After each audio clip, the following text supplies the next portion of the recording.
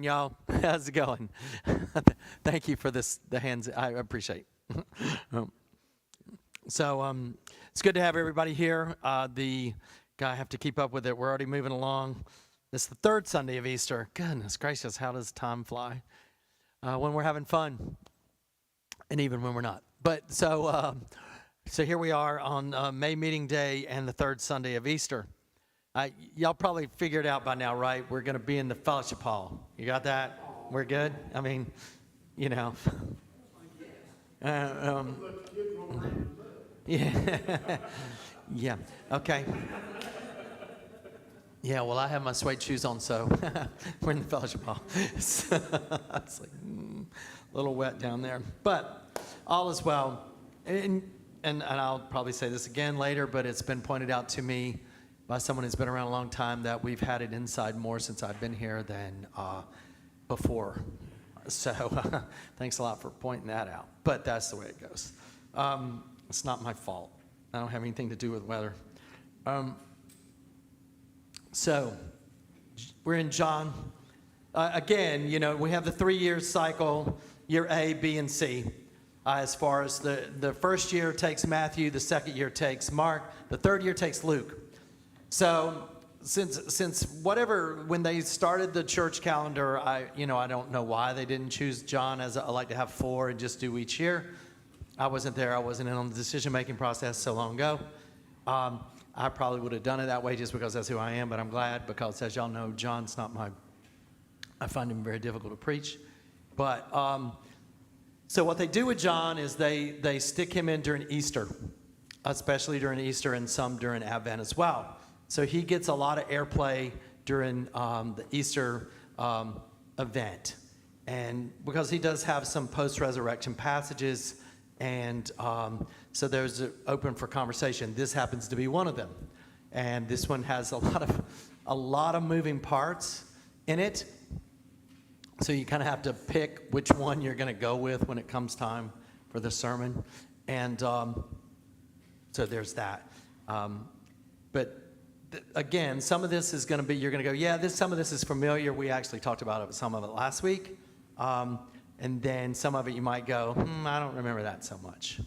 But this is just an interesting post-resurrection interaction with Jesus and the disciples, and especially Peter, and how that interaction plays out as well, and what that does to us or does for us as the church. So, here we go. Chapter 21. After these things, Jesus showed himself again to the disciples by the Sea of Tiberias, and he showed himself in this way. Gathered there together were Simon Peter, Thomas, called the twin, Nathanael of Cana in Galilee, and the sons of Zebedee, and the 2 others of his disciples. Simon Peter said to them, I'm going fishing. And they said to him, we'll go with you. They went out and got into the boat, but that night they caught nothing. And just after daybreak, Jesus stood on the beach, but the disciples did not know it was Jesus. And Jesus said to them, children, you have no fish, have you? And they answered him, no. And he said to them, cast the net to the right side of the boat, and you will find some. So they cast it, and now they were not able to haul it in because there were so many fish. That disciple whom Jesus loved said to Peter, it is the Lord. And when Simon Peter heard that it was the Lord, he put on some clothes, for he was naked, and he jumped into the sea. But the other disciples came into the boat, dragging the net full of fish, for they were not far from the land, only about 100 yards off. And when they had gone ashore, they saw a charcoal fire there, with fish on it and bread. And Jesus said to them, bring some of the fish that you have just caught. So Simon Peter went aboard and hauled the net ashore, full of large fish, 153 of them. And though there were so many, the net was not torn. And Jesus said to them, come and have breakfast. Now none of the disciples dared to ask him, who are you? Because they knew it was the Lord. And Jesus came and he took the bread and he gave it to them, and he did the same with the fish. That was now the third time that Jesus had appeared to the disciples after he was raised from the dead. And when they had finished breakfast, Jesus said to Simon Peter, "Simon, son of John, do you love me more than these?" And he said to them, "Yes, Lord, you know that I love you." And Jesus said to him, "Feed my lambs." A second time he said to him, "Simon, son of John, do you love me?" And he said to him, "Yes, Lord, you know that I love you." And Jesus said to him, "Tend my sheep." And he said to him the third time, "Simon, son of John, do you love me?" And Peter felt hurt because he had said to him the third time, "Do you love me?" And he said to him, "Lord, you know everything, and you know that I love you." And he said to him, "Feed my sheep." Very truly I tell you, when you were younger, you used to fasten your own belt and go wherever you wished. But when you grow old, you will stretch out your hands, and someone will also fasten a belt around you and take you where you do not wish to go. And he said this to indicate the kind of death by which he would glorify God. After this, he said to him, "Follow me." Peter turned and saw the disciple whom Jesus loved following them, and he was the one who had reclined next to Jesus at the supper, and said, "Lord, who is that is going to betray you? Who is it that's going to betray you?" And when Peter saw him, he said to Jesus, "Lord, what about him?" And Jesus said to him, "If it is my will that he remain until I come, what is that to you? Follow me." Okay. Is that it? Is that as far as I was supposed to, or did I go too far? I went a little farther. Well, I like it. Okay, it's good. I like that last part anyway. So, familiar? Somewhat familiar? Somewhat, okay. A lot of parts jump out. So, anything in particular? You go, what the heck? Or I don't remember that, or...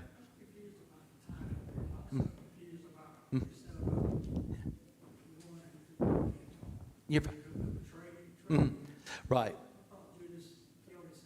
Right. Well, yeah, he is the one who says to Jesus at the supper, "Who is it that's going to betray you?" It's just the one who asked the question, and he's trying to say the one who Jesus loved, and most people relate that to John. That John is the beloved disciple, but since this is John's gospel, you've got two options. Number one, if John wrote the gospel himself, he's not going to say, "I was his favorite." Or more in line with my thinking, I'm more convinced that this is probably one of John's disciples, because it was written so late that he wrote about it as, he wasn't going to say John, but he's writing from a third person perspective, the one that Jesus loved. And so he's the one who also was the one who reclined beside Jesus at the supper, and then he was also the one who asked the question, who is it going to betray you? Who will betray you? Does that make sense now? Yeah. Yeah. Yeah. I wasn't aware of the third time. Mm-hmm. Yeah. I always do the two times. Yeah. Thomas was there, but Thomas was not there. Those are the first two, and this is the third. And so those are from John's perspective at this point in the story. You got to remember, Jesus is around until right before Ascension Thursday, before Pentecost Sunday. So there are other episodes. But as we remember last week, remember the ending there from last week's gospel lesson in chapter 20. Now Jesus did many other signs in the presence of his disciples, which are not written in this book, but these are written so that you may come to believe that Jesus is the Messiah, the Son of God, and through believing you may have life in his name. Not this story. This is all John. Yeah. And interesting, too, there's a discussion out there, in theological circles. Again, many a dissertation and book be written. So with that ending of chapter 20, that this is kind of just an addendum that someone else stuck on later, because that would have been a good ending. And then all of a sudden you have this, oh, here's another sighting of Jesus. Maybe. Maybe not. Two things that I really, I get into the minutia of it. Yeah. It's just about like, Yeah. what are the specifics of 153 fish, specifically? Um, And, great question. and also, Yeah. it says Jesus appeared to them on the shore. Right. But then there was already a fire with coal on it, and fish and bread cooking. Yeah. The fish is already there. Yeah, before they bring more, but he's having them bring more. Yeah. Okay. Let's see what we can do with this one. Yeah. I have nothing for you on the 153. Other than that, sometimes the Gospels get really specific about things, because, like Mark, this always sticks out to me because Mark's such a short Gospel, and he tends to really speed things up. But yet, there's this place where Jesus has taken the ship across the way, and 2 boats followed him. I'm like, 2 boats followed him? Why do I care about that? I don't care about that. But yeah. But in the Bible, it must be there a specific reason. I don't know, I can't figure out the 153. Yeah, I don't. We'll get to a little more of this because we're going to have another conversation about wording in a second. And I think that sometimes, especially when we try to find meaning in every little thing, we can't get away from this statement. And that's what I love about John. It said, but these things are written so that you may come to believe that Jesus is the Messiah, Son of God, and through believing in him you will have life, and life is his name. We cannot divert from that. And sometimes when we get caught up with the, what's the significance of the 153? Or what's the significance of he was naked, then he put his clothes on? I mean, first of all, I don't know about fishing, but I looked up a lot on that when I went home. And other version does the same thing. They're in their yeah, underwear, right, sure. Or like a bathing suit. Yeah. And then they get dressed to come together. Yeah, so, I mean, there's just, I think sometimes when we get really trapped and we start running down rabbit trail, just, when people, you start, like Origen, read scripture, everything was an allegory, and the only thing he took serious, literally, was being a eunuch for Jesus. And again, I'm just like, of all the things you're going to pick to be literal about, that's the one you pick. It's just, I think that we have to keep in mind when we're reading text, this is the point to us that Jesus is the Messiah. And the significance of the notion of the 153 big fish meant there's a big catch. There's a big catch. And if we sit around and we start trying to analyze every little thing to death, we really run off a trail that takes us somewhere we don't need to go. Or we'll just spend our lives doing it. And then somebody's going to come up with, 153, when you divide it by 6 and 10 quarters, it's, he's the killer. And so, it's just, you're going to waste a lot of time. We weren't there. These people are writing to a specific group of people. They know what they're trying to say to them. Why they did it, I'd love to have this right in front of me and go, 153, what the heck? Really? And then he'd probably go, I don't know, I was just joking around. I mean, go ahead. Yes. Friends, huh? Interesting. Again, it's when There are scholars who sit down and make these decisions. And there are a group of people who are far more educated than I am, and that circle is so small, it's not even funny. And why these scholars who are translating at this point in time make those decisions over this one, I don't know. Again, the word slave and servant means it's the same exact word. It's doulos in Greek. And I would love to be sitting in on one of those conversations to know why they decide slave or servant. Is it meaningful that Jesus at the seashore and telling them to put the net on the other side after the resurrection? Yeah. When that was kind of where he collected Yeah. some of his disciples. Yeah. In the other gospels. You know, it's a real interesting conversation too, because it doesn't, because remember now, in the other gospels, they use the word miracle. John uses the word sign. Every time he uses the word sign, that means this is something this is a point, a miracle of some sort. This is a sign.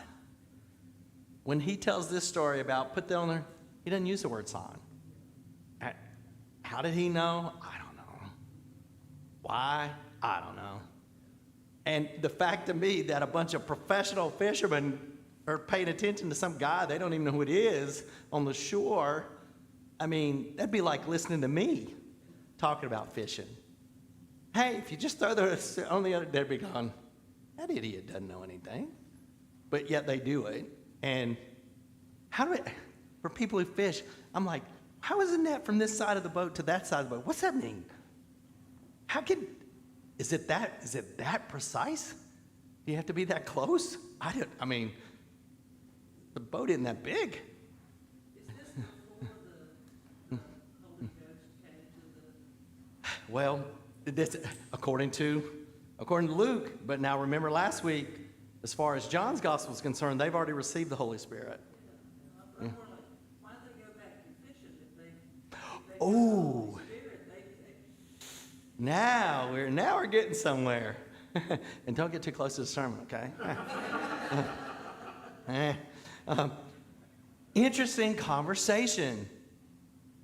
Here they are, post-resurrection. Jesus has come. Jesus breathes on them the Holy Spirit last week. And what does Peter say he's going to do? I'm going fishing. What does Peter do for a living? So what is he doing? He's going back to what he used to do. Oh, yikes. He's just going back. And the others go with him. Hey, we'll go with you. We ain't got nothing better to do. Yeah, we'll go, you know. So, what's going on here? So Peter's going back to life the way it was. This is what The side of the boat is irrelevant. Maybe it's just listening to what he's saying. Ooh, Or doing what he's telling you to do. wow. See, y'all learn stuff. Where do y'all learn that? So, yeah. Yeah. Instead of leaving 153, they should just use 40, since that doesn't mean anything. Yeah. Yeah. That's such a hard thing. That Yeah. itself was a miracle. He's letting you, yeah, he doesn't call it a sign, but he is giving this indication that for some reason, he wanted to name the number, and for some reason, he wants you to know that, hey, it doesn't even tear. He didn't call it a sign, which is interesting to me that he doesn't, but you're right. Something significant is much taking place. I don't want to minimize that. I'm just saying that if we sit around and try to figure out what 53 means, 153, we'll probably drive ourselves to madness. Maybe that just means that this is real. This is, yeah, oh, Said we had a lot of fish. Mhm. You know, Right. But putting a number to it. very much, there is something you also have to keep in mind that, why would you keep this in mind? But at the end of the first century, there's this great issue of, it's what they call, what folks like me call incipient Gnosticism. Gnosticism was that the Christ and Jesus are two separate entities. The Christ enters Jesus at baptism. The Christ leaves Jesus at the cross where he says, "Why have you forsaken me?" Because Gnosticism is the spirit is good, flesh is evil. And so Christ could not be flesh at all because flesh is bad. The spirit is the only good thing. And Gnosticism was the early heresy that they were fighting against, the church. And the Jews too. Because when the Jewish folks closed their canon, what we call the Old Testament, they didn't close it till around 90 to 95, so Common Era. So it's about 60 some odd years after Jesus. But they close it because they don't want any Christian writings to get in, and they certainly don't want any Gnosticism to get in. So Gnosticism is this thing that starts creeping into the church, and it's got this weird, this real holy other thing, but flesh is bad. And so this story is definitely one of those stories to point out there is some kind of tangible aspect to resurrection, because here's Jesus eating. He's having fish for breakfast. I mean, you know. And so, and there's this sense of, even last week, what happens? Touch me. I'm here. This is not, you know, you're not going to stick your hand, you know. This isn't Ghost, or he's not a phantom, or. So there is a definite significance to that part, I mean, as far as this story is concerned. That John is trying to point out to his people at the end of the first century, this resurrection body, it's wholly other, but it's also, there's a tangible aspect to it. And don't we say, pointed out in the sermon today, so you get this twice, in the Apostles' Creed, which you're going to say today because we have communion, we believe in the resurrection of the body and the life everlasting. So we believe that there's something tangible to this post. You know, it's not just, oh, his spirit's no longer with. No, it's more than that. There's something else that we're claiming, and that's what this story is holding on to as well. There's something to this Jesus. The tomb is empty. They didn't walk in and go, oh, the body's still there, but the spirit's gone. The body's gone. It's empty. So, there you go. All right, so back to this point about Peter. Peter's going back fishing, and then what does Jesus do? What does Jesus do? He calls Peter to the side. Why does he call Peter? So what's the deal with Peter? Do you love me? You love me? Peter's the one that denied it. Yeah. How many times did he deny him? 3 times. That's why I asked him 3 times. Ooh. Aren't we just playing fun today? This is good. So yeah, he asked him 3 times. So what does he do? Of course I love you. Now here's this. Yeah, you're saying, well, yeah, and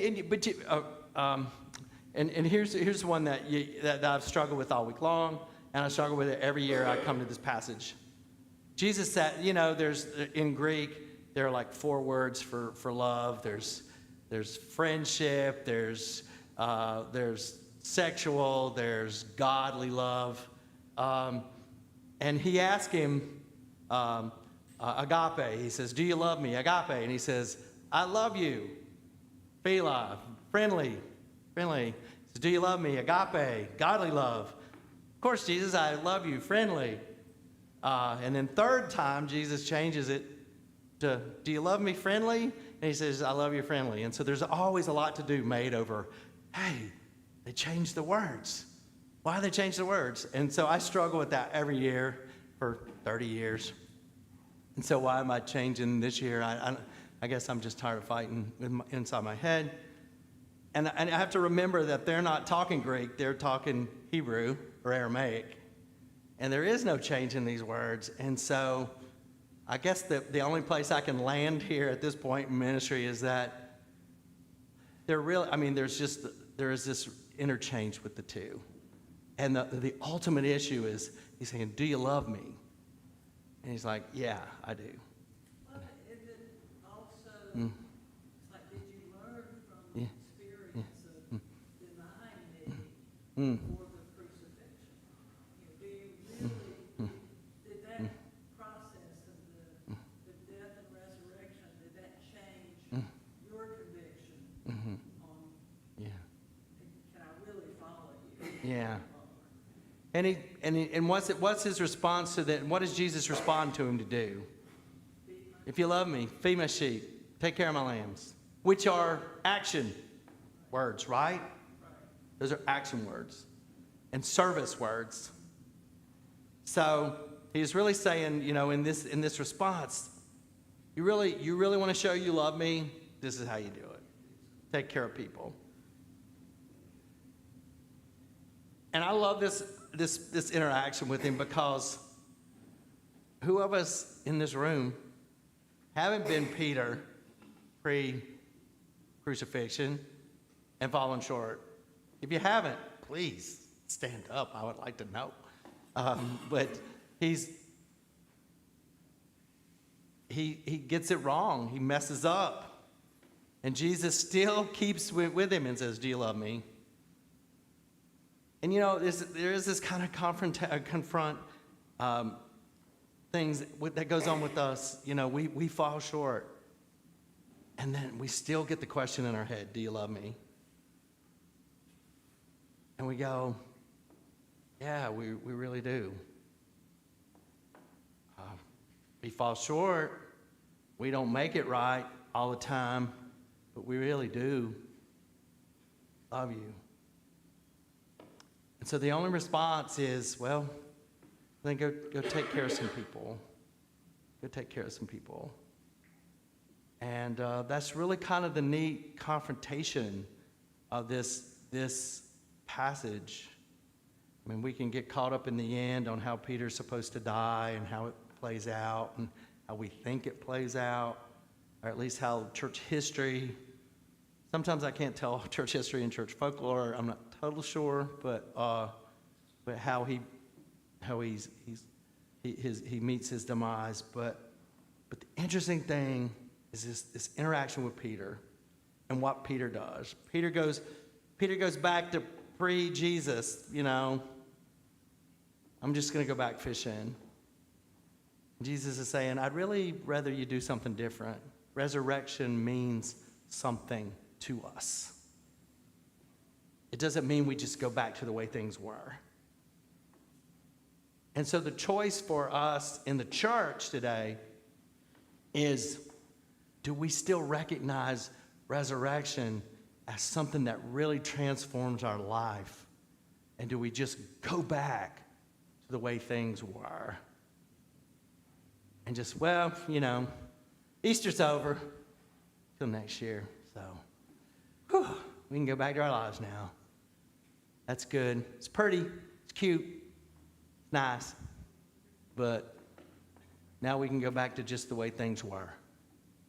Or are we confronted with this notion that resurrection hope gives us this place that's new and jars us to something different, that we can't go back to the way things were, and that we have to see the world in a different way?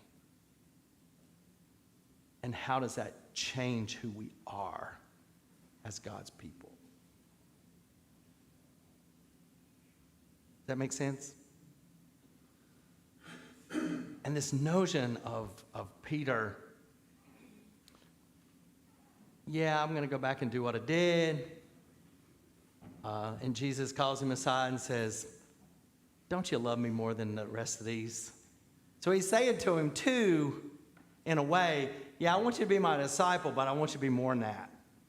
You're a leader, really.